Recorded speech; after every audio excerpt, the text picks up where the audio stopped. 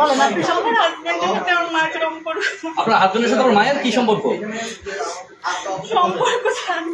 কি বলেন সেটা বলেন, আপনি বলতে হবে, কি সম্পর্ক বলেন? আপনি কি আনছে কবে? বলেন, কান্না হবে না, স্পষ্ট বলেন। বলেন আপনার স্যার, মায়ের সাথে- আজকে গত শনিবারের আগের শনিবার আনছে। তার মানে আপনার হলো কি আপনার দেশের বাড়ি কোথায়?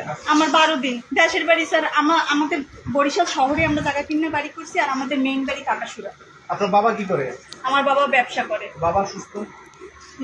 বাবা এইসবের মধ্যে নাই।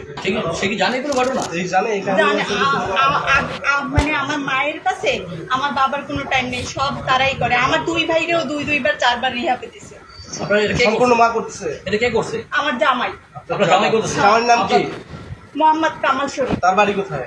বানুইপাড়া। বানেরপাড়া। হ্যাঁ, বানেরপাড়া কোন গ্রাম? বানুইপাড়া বরিশপুর। তার বাবার নাম কি? হ্যাঁ। তার বাবার নাম মৃত মুজিবুর রহমান শরীফ। আচ্ছা, আপনাকে যে আপনার মা এখানে দিছে, আপনার জামাইয়ের সঙ্গে আমার মার কি ধরনের সম্পর্ক? কিরকম করে বলেন, বলতে পারবেন? বলেন, সমস্যা নেই কোনো।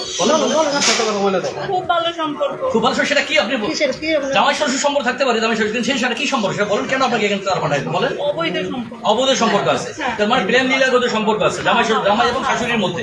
এই জন্য তারা চাচ্ছে আপনাকে বলেন কথা কি লাগবে বলেন। এখন আমারে যদি ওরা সরাইয়ে দেয়, এখানে রাখতে পারে। এবং আমারে পাগল বানাইছে, বলছে যে ওইখানে দেখবেন আপনি লেখা যে বলছে আমি 12 বছর থেকেই নাকি পাগল।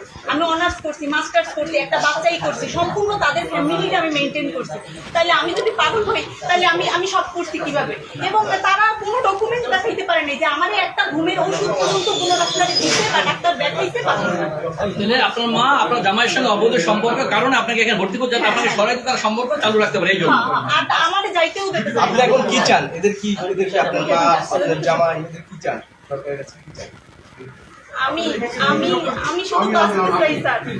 ঠিক আছে, সুন্দর কথা আমি বলতে চান। আসতে পারবেন না, আমি শুধু আপনাকে এখানে বাঁচতে চাই শুনেন, স্যার। এখানে আসার পর আপনাকে কি ট্রিটমেন্ট দেওয়া হয়েছে? এখানে আপনার কোনো ট্রিটমেন্ট দিচ্ছে এখানে কোনো? হ্যাঁ স্যার, কি করছে? এতগুলো করে ট্যাবলেট দেয়। ট্যাবলেট নামগুলো আপনার দেখাইছে কোন ট্যাবলেটে, নাকি তারা নিজে ভেঙে খাওয়াই তারা দিচ্ছে? নিজেরা ভাঙ্গে, সবাইরই নিজেরা ভাঙ্গে খাওয়ায়। নিজে ভেঙে খাওয়ায়? হ্যাঁ। তারা আপনার দেখতেও দেয়নি কি খাওয়াইছে? না, না। আর কোন ইনজেকশন পুশ করছে? কোন ইনজেকশন পুশ করছে? তারা যদি বলছে বউ, আমি বসছি। তারা যদি বলছে উঠতে দাঁড়াও, দাঁড়াইছি। তারা যদি বলছে এইখানে বসে থাকো, ওইখানেই বসে আপনি থাকো। কোন রুগী তো না।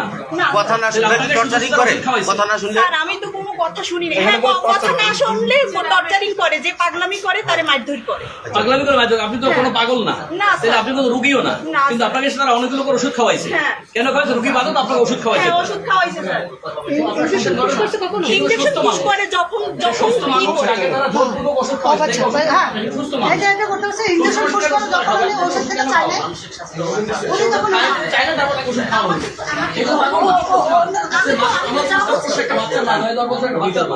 এবং সে সংসার সে বাচ্চা পয়দা দিচ্ছে। সে পাগল।